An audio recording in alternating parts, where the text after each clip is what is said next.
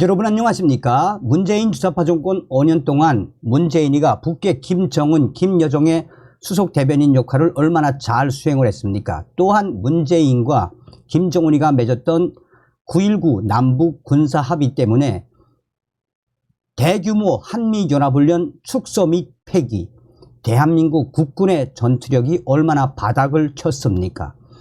윤석열 대통령 이후에 한미연합훈련이 연일 강도 높게 진행되고 있으며 한미일 이 세 개 국가의 공중자산과 해상자산이 시도 때도 없이 이제는 북괴 김정은을 압박할 수 있는 환경이 만들어지지 않았습니까?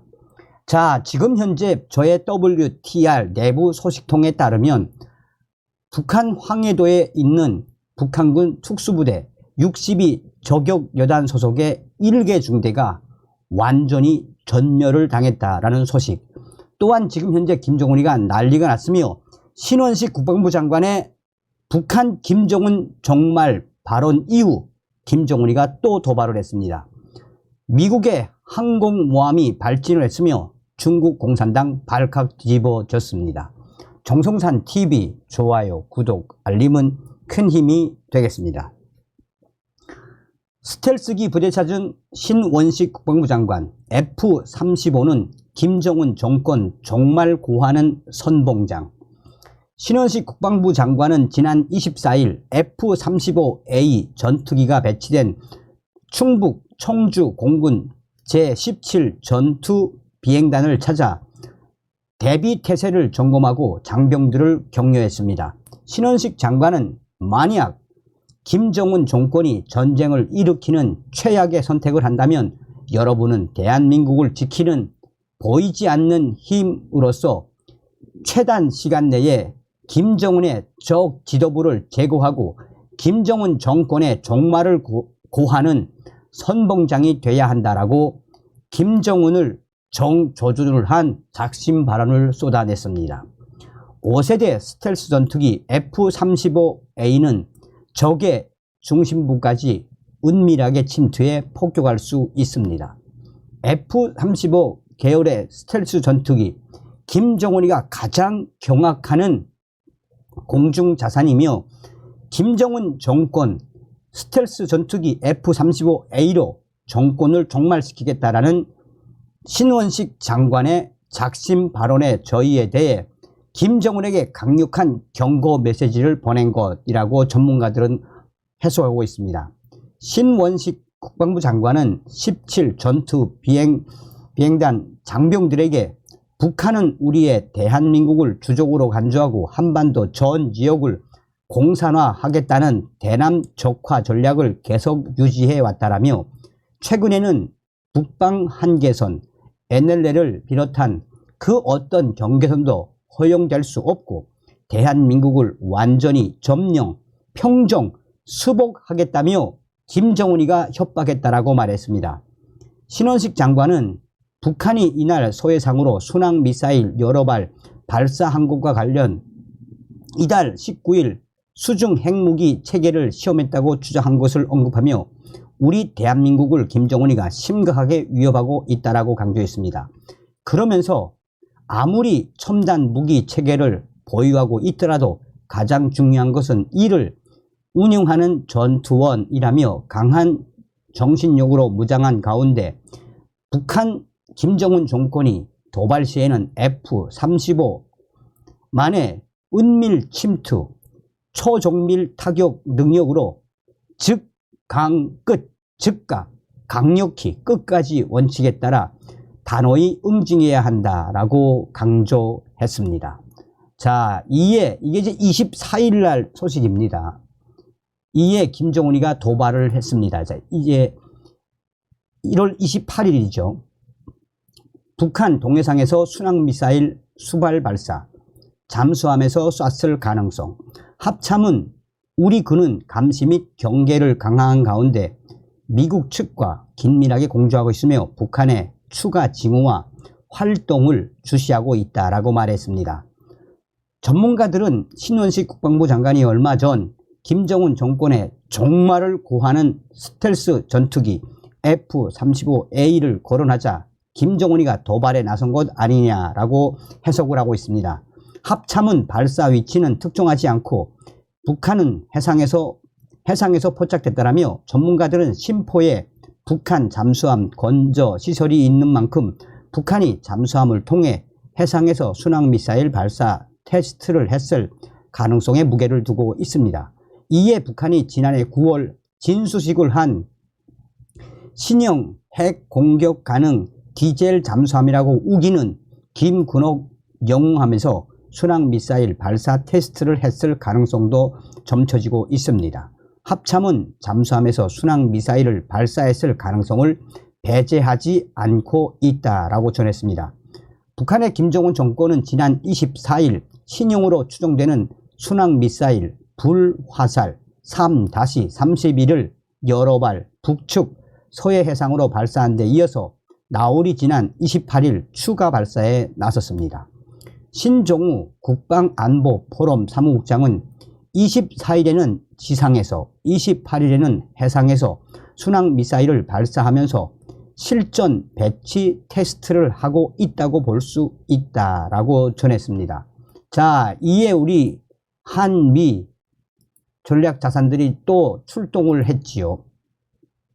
한반도 주변에 미 핵 항공모함 세척 집결, 북한, 중국 동시에 견제 나서 미국 원자력 핵 추진 항공모함 세척이 한반도 인근에 집결했습니다. 새해 초부터 전쟁을 언급하며 서해상 폭격과 미사일 도발 등을 감행하고 있는 북한과 대만 총통 선거 이후 무력 시위를 벌이고 있는 중국을 동시에 겨냥한 조치라는 분석이 나오고 있습니다.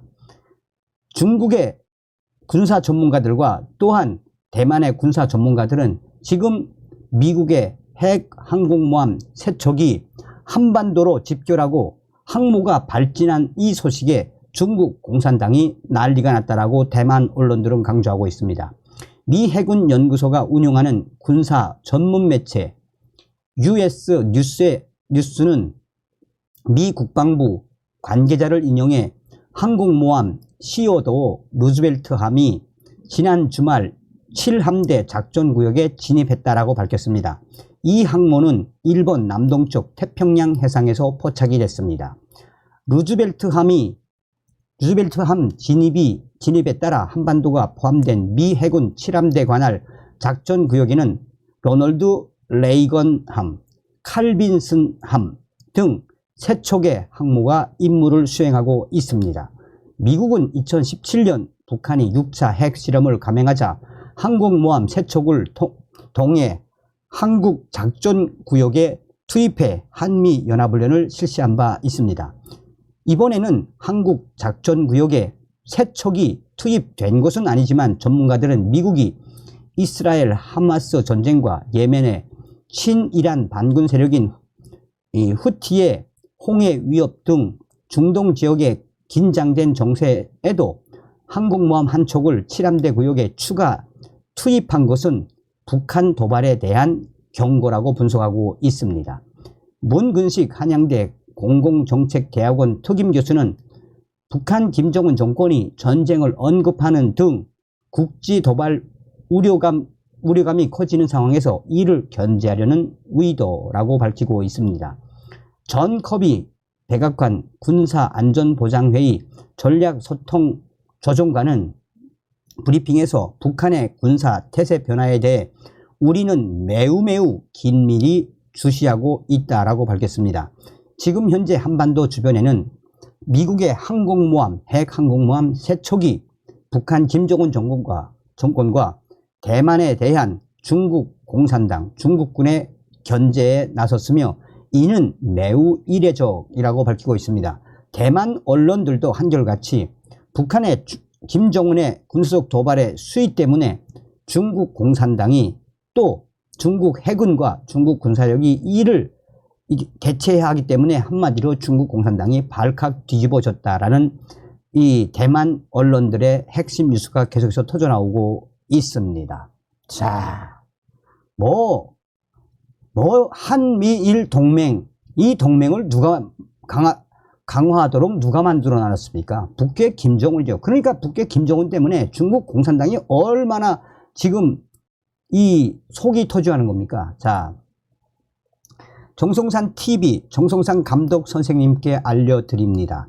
이 소식은 북한군 제2군단 황해남도 평산 2군단 R 소식통이 전해왔습니다. 지금 북한군 제2군단 62 저격여단 소속의 1개 중대 특수부대가 완전히 전멸되는 충격적인 사건이 올해 1월 달에 터져 나왔습니다.